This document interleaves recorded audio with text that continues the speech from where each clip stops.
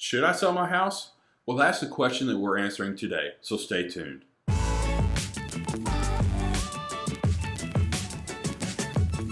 Hi everyone, welcome back to our channel. We are Molly Chance. And Bret Chance. And we are with Texas Home Life Group at Keller Williams Realty right here in Flower Mound, Texas. Every week we publish new videos to help you save time, money, and energy when you're buying or selling in the local market. So be sure and hit the subscribe button and the little bell notification so that you don't miss out on any of the great tips that we put out there. Should you sell your house? Well, it just depends. That's what we're talking about today. The things to consider if you just want to move versus having to move. To determine whether to sell your home, consider life circumstances as well as your financial situation. Now, this will also depend how much equity that you have in your current home to be able to put down and to be able to afford your new home. You also want to understand what the local real estate market is doing, because the seasonal changes in the real estate market can impact your goals. The first question you'll want to ask is, do I even have enough equity to sell my home? Well, first, let's answer the question, what even is home equity? Home equity is the percentage of your home that you truly own. Let's say you paid 100% cash, your own cash, to buy that home, then you would have 100% equity. However, most people choose to borrow money to buy a home, which means that in that case, you have to slowly build equity as you make that monthly payment plus interest every month.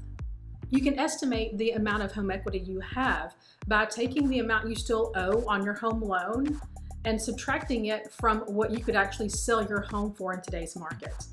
You'll typically want to have enough home equity so that you can pay off that loan, have enough for all your closing costs and everything that it costs to sell, to move and to possibly put down a down payment on your new home. Understanding how much equity that you currently have in your home is really a great first step to deciding if you should even sell it or not, and if you should make a move. Have your real estate agent create what we call a net sheet so they can determine and give you an estimate of about approximately what your home would sell for, subtracting all the closing costs, so that you can kind of see at the end of the day what you should make. That is a great first step to take. Have you outgrown the house that you're currently in now?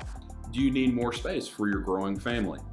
Or are you possibly looking at moving in your elderly parents so that way you can be able to care for them? Did you take a job that's far away from your family, and that travel time is really keeping you away from spending quality time with your family? Sometimes life circumstances dictate whether you should sell your home and buy a new home that is more accommodating for your needs. Something else to consider when selling your house. If you lived in your house less than 2 years, then you could be subject to capital gains tax. Now, that capital gains tax will be higher if you lived in your house less than 1 year. If you've lived in your home for the last 2 of the 5 years, then you will not have to worry about the capital gains tax. This means if you bought a house, it's in your best interest to be able to stay in it for at least 2 years before you consider selling it. We hope you found this information helpful, and if so, please consider hitting the thumbs up button. Leave a comment below if there's any questions that we can answer for you. And thanks again. We'll see you next week.